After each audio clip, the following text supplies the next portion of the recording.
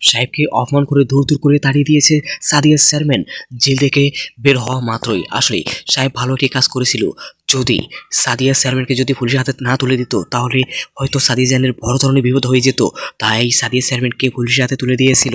বন্ধুরা বন্ধুরা আপনাদেরকে জানাই স্বাগতম সাহেব নামে গোলাম নাটকের শেষ ভিডিওতে ২৬ নম্বর ভিডিওতে। বন্ধুরা আপনাদেরকে প্রথম বলে দিই সাহেব নামে গোলাম নাটকের ২৬ নম্বর ভিডিওটি কবে আসবে, কবে দেখবেন।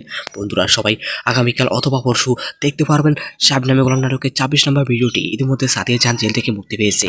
সবকিছু ক্রেডিট হচ্ছে সাহেবই। সাহেব যদি না থাকতো হয়তো সাদিয়া জানের বড় ধরনের শাস্তি হয়ে যেত। ইতিমধ্যে সাদিয়া জানকে জেল থেকে মুক্তি করেছে সাহেবই, কিন্তু সাহেবকে ভুল বুঝে অপমান করে গ্রাম থেকে এবং বাড়ি থেকে দূর দূর করে তাড়িয়ে দিয়েছে।